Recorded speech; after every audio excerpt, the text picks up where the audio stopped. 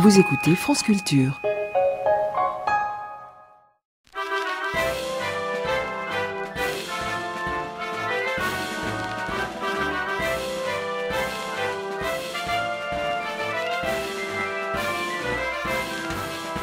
Simone, je suis effaré et simultanément atterré du nombre croissant et vertigineux de choses que la société nous invite à faire ou à ne pas faire pour des raisons de sécurité.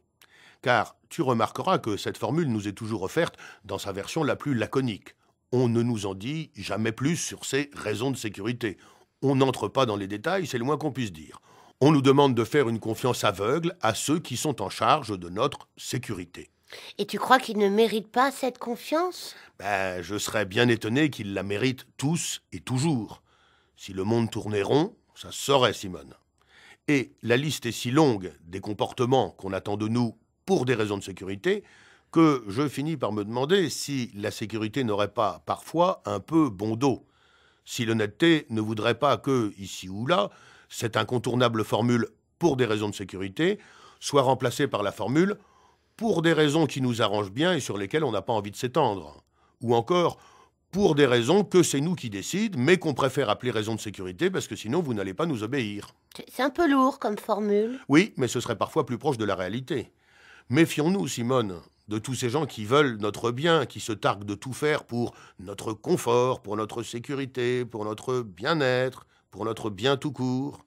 Après le succès phénoménal du « Indignez-vous » de Stéphane Hessel, il y a peut-être un créneau pour un « méfiez-vous », un « ne vous laissez pas raconter n'importe quoi », ou bien un « soyez vigilant, mais pas seulement quand on vous demande d'être vigilant pour des raisons de sécurité ». J'ai pas compris celui-là. C'est pourtant simple.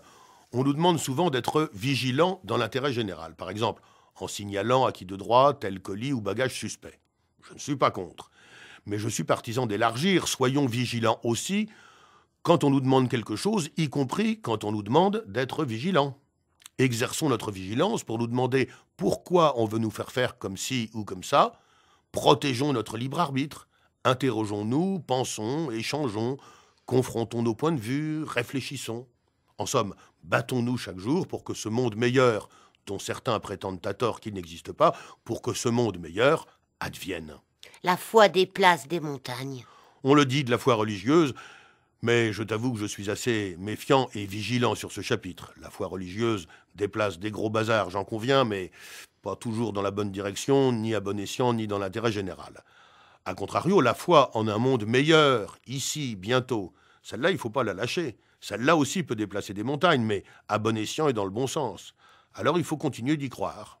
Ou commencer d'y croire pour ceux qui n'y ont jamais cru. Ou recommencer d'y croire pour ceux qui n'y croyaient plus. Et je le dis d'autant plus volontiers en ce début d'année, il appartient à chacun d'entre nous d'entretenir la jolie flamme de l'humanisme et de la civilisation. Il ne faut pas nous résigner, mais au contraire, nous accrocher à la rambarde. Il ne faut pas baisser les bras. Même pour des raisons de sécurité ? Oui, Simone, même pour des raisons de sécurité. L'avenir appartient moins à ceux qui se lèvent tôt qu'à ceux qui continuent de penser que l'avenir leur appartient. Purée, la patate que t'as aujourd'hui !